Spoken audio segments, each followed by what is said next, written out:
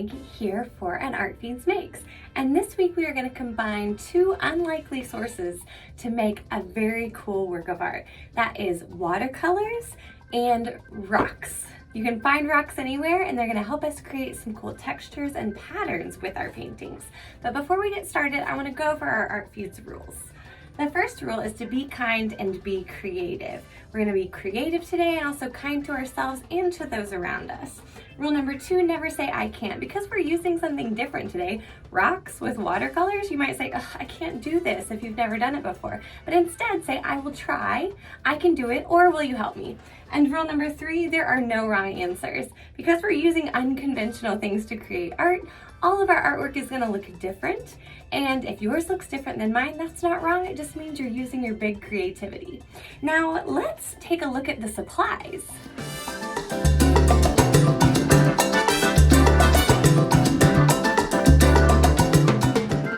So like I mentioned, you can find rocks anywhere in all different sizes. These ones happen to be painted white because I had them from another project, but yours do not have to be painted white. In fact, it's probably better if they're not. Then you can have watercolor paper if you have it, but if not, a thicker type of paper will work for this project.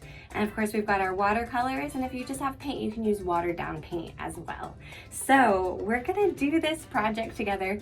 And like a lot of the projects that we're doing, they're really more about exploration, not necessarily about having a perfect vision in your head and then making your paper look that way, but rather we're just going to see what happens when we put down the watercolor and use the rocks around it and with it, and see what happens with the piece and what we create together. So let's get started.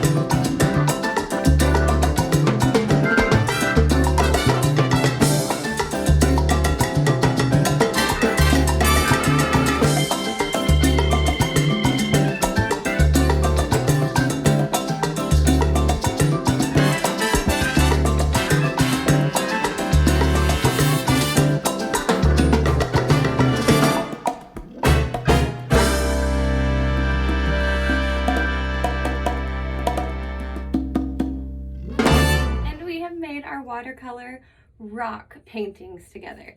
Now this project is so interesting because I just chose a color and started to work with it. And then I decided to use this rock or that rock to see what happens. So it's kind of like when you're driving a car at night or you're riding in the car at night and all you can see is the headlights and where the headlights are pointing. That's a lot like this project. We can only do what we're doing right now and really focus on the color and the rock and see what we want to happen next. So I did a lot of different things. I laid down the rock and traced around it. I used the rock to dot and make textures with our paint, and then used the rock to spread the paint around. And just like that car that we're riding in with the headlights, you don't necessarily know the destination. Just like this project, you don't know the destination. But we've got some really cool things happening here. And I love this project because it merges nature with our art. So it gets us outside to find some rocks, and then we can use the rocks and the paint to make something really creative and beautiful together. I would love to see what you made with your watercolor rock painting. So if you want to take a picture or a video and use the hashtag ArtFeedsMakes, then at ArtFeeds we can see what you've created. Thanks so much for spending time with me today, and I'll see you next time.